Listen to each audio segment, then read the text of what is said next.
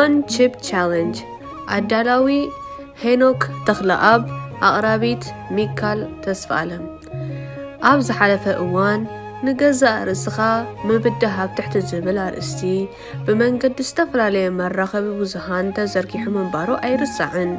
እቲ ናይ ሽዑ ብድሆ ቻሌንጅ ንገዛእ ርእስኻ ክሳድካ ብምሕናቕ ንክንደይ ግዜ ዝኣክል ብዘይ ምስትንፋስ ክትጸንሕ ትኽእል ዝብል እዩ ነይሩ።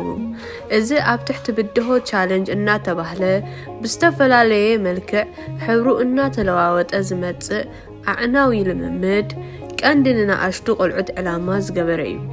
እቲ ኣብ ዝሓለፈ እዋን ብስም ብላክ ኣውት ዝፍለጥ ዝተዘርግሐ ቻሌንጅ ህይወት ናይ ሓደ ወዲ 12 ዓመት ከም ዝተኸለፈ ናይ ቀረባ ተዘክሮ እዩ። ኣብዚ ሕጂ እዋን ሓዳሽ ዓይነት ቻሌንጅ ተዘርጊሓስ ብዙሓት ቆልዑ እውን ይፍትነው ኣለዉ። እዚ ዋን ቺፕ ቻሌንጅ ተባሂሉ ዘሎ ብድሆ እንታይ እዩ ንዝብል ሕቶ እዚ ዓይነት ቺፕስ እዚ ብክልተ ካብ ዓለም ካብ ዝርከቡ መረርቲ እቶም ዝመረሩ Carolina pepper and scorpion pepper ዝተሰርሐ ኮይኑ እቲ ብድሆ ድማ ሓንቲ ፍረ ምስ በላዕካ ንክንደይ ዝኸውን ግዜ ፈሳሲ ከይሰተኻ ወይ ድማ ምግቢ ከይበላዕካ ክትጸንሕ ትኽእል እዩ። ዓቐን ምረት ናይዞም ክልተ ዓይነት በርበረ ከምዚ ዝስዕብ እዩ።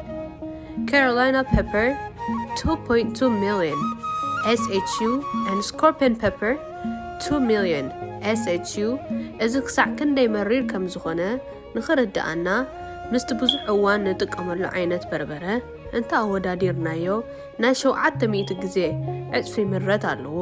ምክንያቱ ታፓቲዮ ፔፐር ማለት እቲ ኩሉ ግዜ ንጥቀመሉ ዓይነት በርበረ 3000 SHU ዓቐን ጥራይ ዘለዎ። እዚ ዋን ቺፕ ቻሌንጅ ሓንቲ ፍረ ቺፕስ ብምብላዕ ክገብርዎ እንተፈቲኖም እንታይ የስዕበሎም ንዝብል ሕቶ ቀዳማይ ብርቱዕ ናይ ከብዲ ቃንዛ፣ ካልኣይ ዕልውልው የብሎም፣ ሳልሳይ ንመዓልታት ዝጸንሕ ተምላስ ይገብረሎም፣ ቁልጡፍ ረድኤት እንተዘይረኽቦም ድማ ክሳዕ ሞት ዘበጽሕ ጉድኣት ከብጽሓሎም ከም ዝኽእል ሓኻይም ይሕብሩ።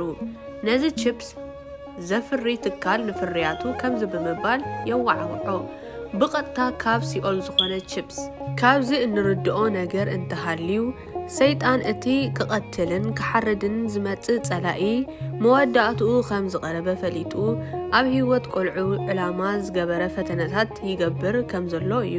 እምበኣር ከስ ወለዲ ኩሉ ግዜ ስለ ደቅና ክንነቅሕን ንደቅና ክንምዕድን ክንምህርን ይግባኣና። ኣብ ቤት ትምህርቲ ብመዘንኦም ተደፋፊኦም ይፍትንዎ ስለ ዘለዉ ተምሃሮ ቀጻሊ ካብ ቤት ትምህርቲ ናብ ሆስፒታል ይኸዱ ኣለዉ። ዘዳግም 6-9 እዚ ኣነ ሎሚ ዝእዘዘካ ዘለኹ ቃላት ኣብ ልብኻ ይኹን። ንደቅኻ መሃሮም ኣብ ቤትካ ኮፍ ምስ በልካን ኣብ መንገዲ ክትከይድ ከለኻን ኣብ በጥ ምባልካን ኣብ ምትሳእካን ብኡ ተዛረብ። ንምልክት ኣብ ኢድካ እሰሮ ኣብ መንጎ ዓይንትኻ ድማ ክታብ ይኹን።